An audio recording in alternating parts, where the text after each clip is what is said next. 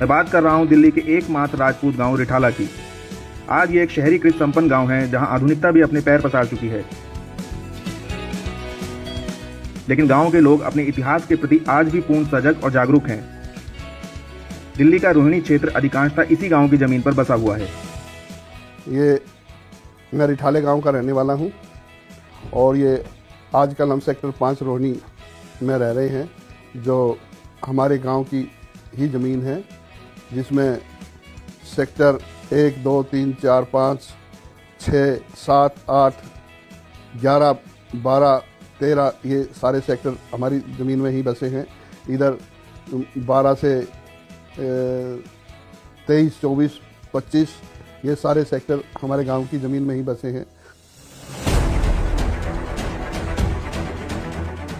सदियों पहले 1384 में चंद्रवंशी सोम राजपूतों के इस गांव रिठाला को राणा राजपाल सिंह सोम ने बसाया था, जिनके नाम पर यहाँ एक सभा भवन है। कहते हैं इसी स्थान पर उनके घोड़े ने प्राण त्याग दिए थे, जिसकी याद में यहाँ एक समाधि भी बनी हुई है। समाधि के पास ही सैकड़ों वर्ष पुराना एक विशाल वृक्ष भी है, जो कहते हैं कि बार बार कटने के बाद भी उग आता है। इस गांव के बसने की कहानी भी अत्यंत रोचक है। कहते हैं उस समय दिल्ली पर फिरोज शाह तुगलक का शासन था, जिसका इन सोम राजपूतों से उसकी धार्मिक कट्टरता के कारण बैर था। राणा राजपाल सिंह सोम के नेतृत्व में राजपूत योद्धा अक्सर गुरिल्ला युद्ध नीति का प्रयोग करते हुए दिल्ली पर हमला करते थे। मुस्लिम सैनिकों को मारने और उनके शिविरों को ध्वस्त करने और लूटने के पश्चात ये लोग जंगलों में चले जाते थे, जहां इन्हें ढूंढना अत्यंत मुश्किल था। इनके लगातार हमलों से परेशान होकर फिरोज शाह तुगलक ने राणा राजपाल सिंह सोम के सामने एक शर्त रखी। शर्त के अनुसार वह सूर्योदय से सूर्यास्त तक जितनी भी जमीन अपने घोड़े से नाप सकते हैं, वह उनकी हो जाएगी, लेकिन बदले में उनको भी दिल्ली के शासन पर हमला नहीं करना होगा।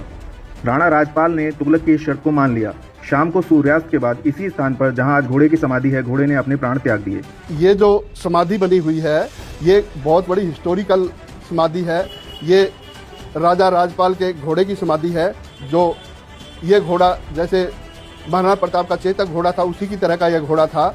और जब राजा राजपाल उस टाइम पे इस घोड़े पे बैठ के वो आए थे, उन्होंने यहाँ से शुरू किया था घोड़े पे, और ये इधर ज्वालाहेड़ी, तिरपोली, बवाना, नरेला, ये सारी जगह घूम फिर के यहाँ आके रुका। और यहाँ रुकने के बाद इस जाति के पेड़ के नीचे उसने विश्राम किया। विश्राम करते क्योंकि पूरा दिन वो दौड़ता रहा था और उसको सरहद पे आके उसको चोट लगी थी, इस कारण से वो बैठते ही उसने दम तोड़ दिया था, और उसकी ये समाधि है। और उसी टाइम का ये पेड़ है जो हमें हमारी विरासत के रूप में है, और हमें ये याद दिलाता है कि हमारा गाँव 1384 में जब बसा था, उस टाइम की हमारे पास एक ही धरोहर बची है, जो ये समाधि और ये जाति का पेड़, जो रिठाला गांव और चौबीसी की याद दिलाता है।